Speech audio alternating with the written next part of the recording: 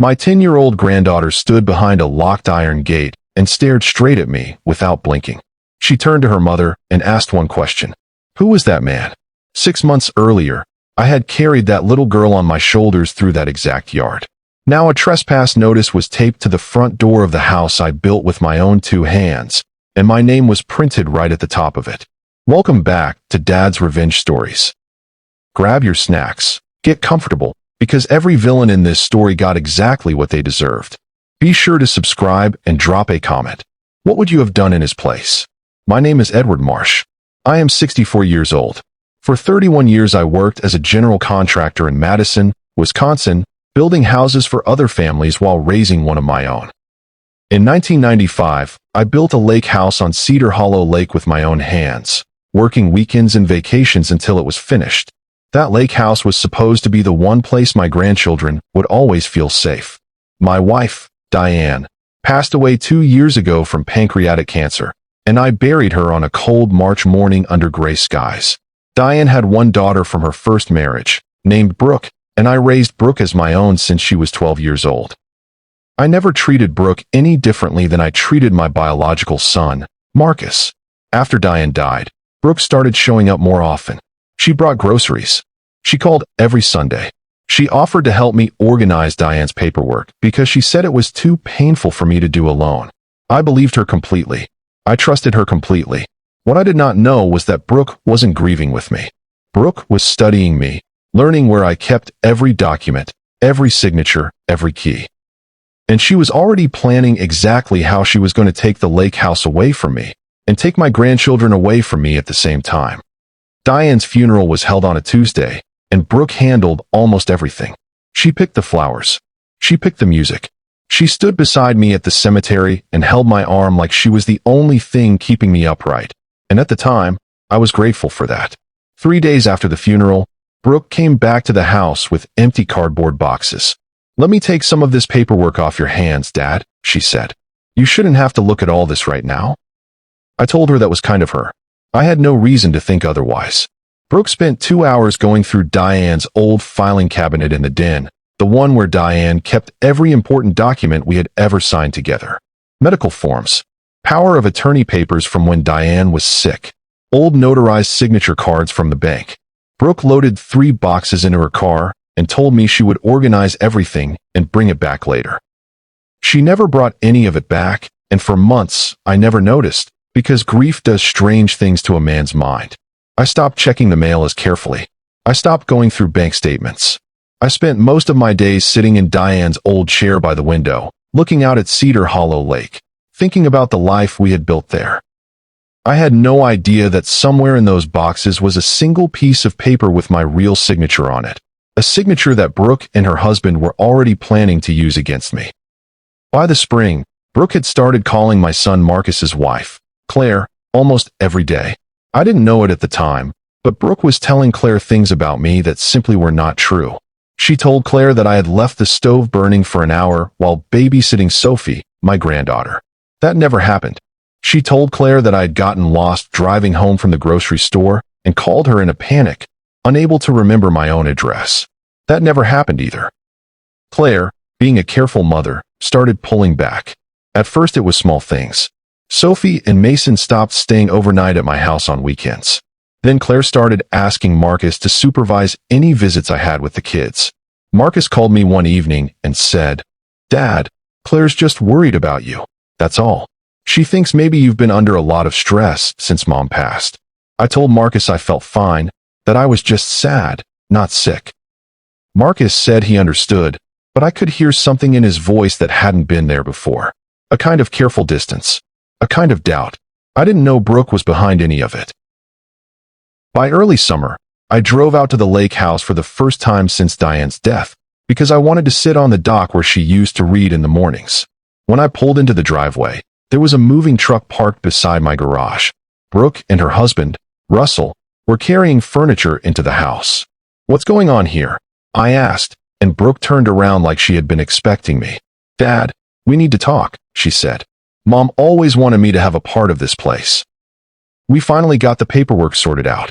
Russell handed me a folded document. It was a quitclaim deed, notarized, dated 4 months earlier, transferring 50% ownership of the lake house to Brooke Halden. At the bottom of the page was a signature. My signature. I never signed this, I said, and my hands were shaking as I held the paper. Brooke's voice stayed calm, almost gentle. Dad, you signed a lot of paperwork after Mom passed. Maybe you don't remember everything from back then. That's okay. Nobody's blaming you.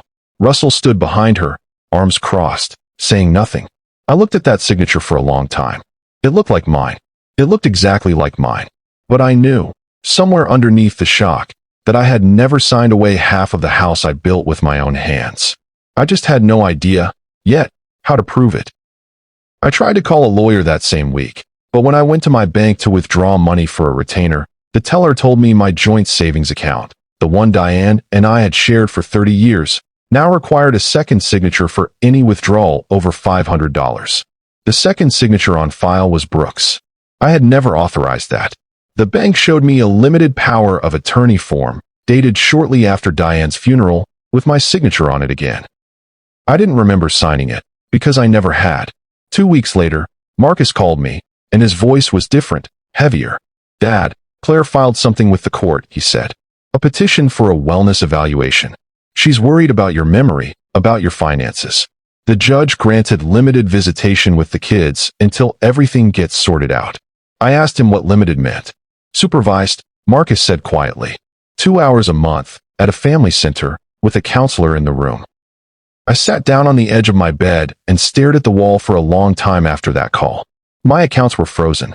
My house had a stranger's name on the deed. And now I was being told I needed supervision to spend 2 hours with my own grandchildren. I had worked, paid taxes, raised a family, and built a home with my own hands for 64 years, and somehow, in less than 6 months, I had become the problem.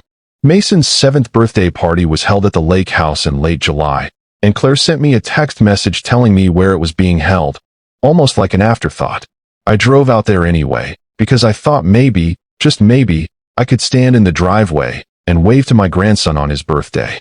When I got there, there were balloons tied to the dock I had built, and music playing from speakers I had never seen before. A man in a black polo shirt stopped me at the gate. Sir, this is private property, he said. I built this house. I told him, and he looked at me like I was confused, the way people look at someone they've been told is sick.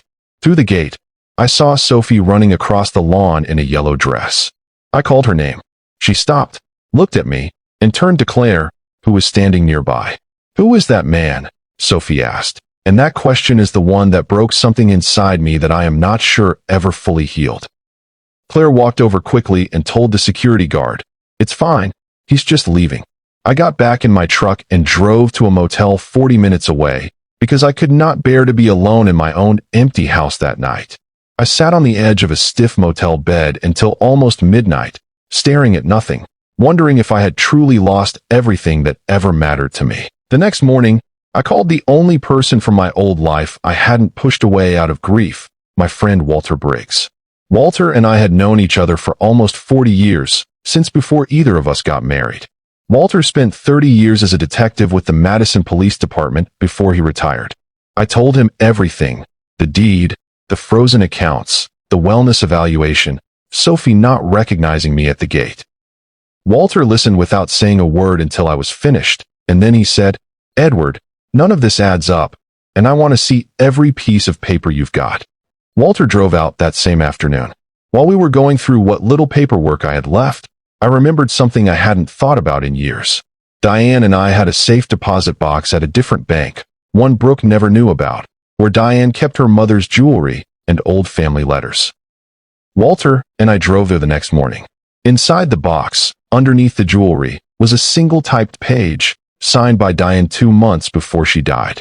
It was an addendum to her will, allowing Brooke to use the lake house for vacations whenever she wanted, but stating clearly, in Diane's own handwriting at the bottom, that ownership of the lake house remains entirely with Edward, and after Edward, passes directly to Sophie and Mason.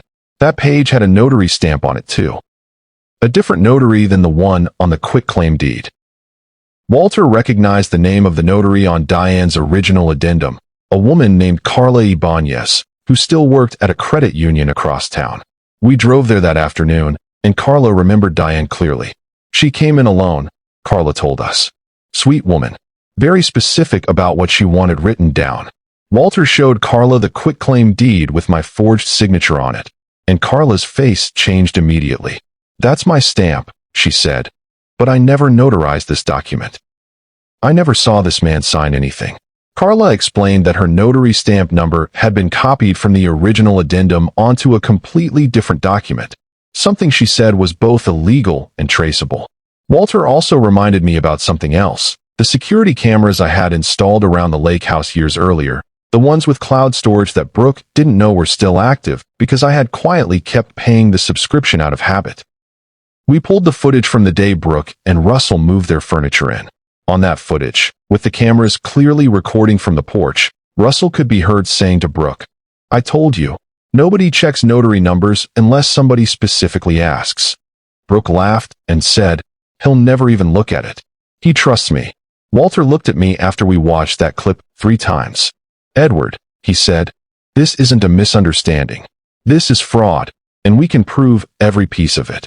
Walter connected me with Nina Castellano, an elder law attorney who took one look at the deed, the power of attorney, Carla's statement, and the security footage, and agreed to take my case immediately. Nina filed an emergency motion to halt the wellness evaluation and to challenge the quitclaim deed in court, all at the same time. The hearing was set for late September. I sat in that courtroom and watched Nina present everything, piece by piece. Carla testified under oath that her notary stamp had been copied without her knowledge. A handwriting expert testified that my signature on the deed had been traced from an older document, not signed live, pointing out tiny inconsistencies that a human hand could never repeat twice. Then Nina played the security footage. The judge watched Russell explain how easy it was to fake the notarization and watched Brooke laugh about how I trusted her. Claire, sitting in the gallery, put her hand over her mouth. After the hearing, Claire told Marcus that Brooke had been the one feeding her every story about me for months. The stove, the lost drive home, all of it. None of it had ever been true. Marcus turned around in his seat and looked at me, and for the first time in almost a year, I saw my son's face the way it used to look before any of this started. The judge invalidated the deed completely and ordered Brooke and Russell referred for criminal prosecution. By the following spring, Brooke was formally charged with forgery and financial exploitation of an elder, and Russell was charged separately for fraudulent notarization, on top of being reported to the state bar, which permanently revoked his law license. Brooke pleaded guilty to reduced charges in exchange for full restitution and 5 years of probation, along with a permanent order keeping her away from me and from the lake house. The wellness evaluation was dismissed entirely once the judge reviewed Nina's full filing, and my accounts were unfrozen the same week.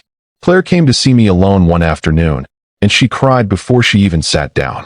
"Edward, I am so sorry," she said. "I believed her over you, and I let my kids believe it too.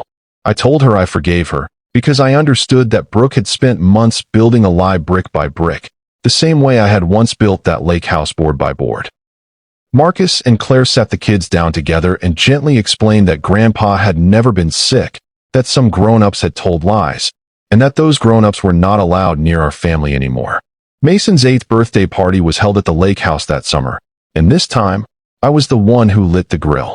Sophie ran up to me at the gate, threw her arms around my waist, and said, "I remember now, Grandpa."